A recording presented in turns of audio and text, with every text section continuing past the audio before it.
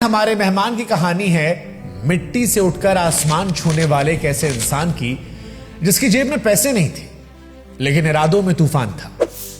गुजरात के बोचासन की धूल भरी गलियों में जन्मा एक गरीब किसान का बेटा जिसके घर में बस इतना था कि बहनों की शादी हो जाए, पर उसकी पढ़ाई, उसके सपने, उसका भविष्य किसी ने नहीं सोचा।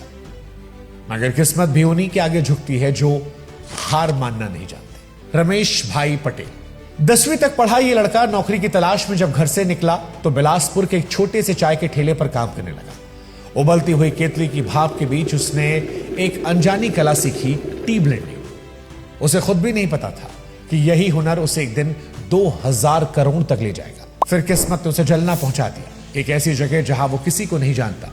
कुछ 100 रुपए, भूखी रातें, रेलवे स्टेशन की ठंडी फर्श, और यही उसका पहला संघर्ष था।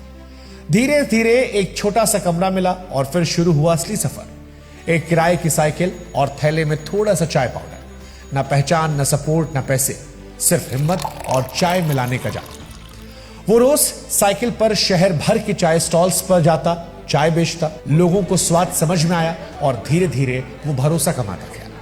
5 साल तक उसने यही दिनचर्या निभाई, सुबह से रात तक पसीना, मेहनत और उम्मीद, सब कुछ पटरी पर आने लगा था।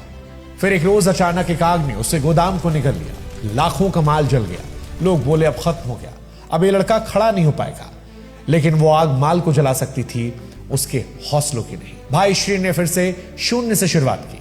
वही ईमानदारी, वही लगन और वही सीख। गिरकर उठना जीत है। धीरे धीरे वो छोटा सा चाय का व्यापार विक्रम टी बन गया। आज एक सम्मानित और देश भर में पहचाना जाने वाला ब्रांड। और वो गरीब किसान का बेटा आज भाईश्री ग्रुप का चेयरमैन है।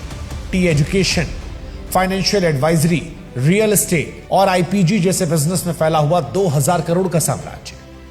भाईश्री की कहानी सिर्फ बिजनेस की नहीं है, ये कहानी है असंभव को हराने की, राख से फिर जन्म लेने की और बार बार गिरकर भी खड़े होने की।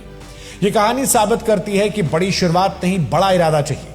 इस इरादे ने एक साइकिल वाले लड़के को देश का बड़ा उद्यमी बनाया है। यह है सचमुच एक कड़क कहानी, एक ऐसे आदमी की जिसने जिंदगी में कभी भी मुश्किलों के सामने घुटने नहीं टेके। और हमें उम्मीद है कि इस पॉडकास्ट से आम लोग भी बहुत कुछ सीख पाए।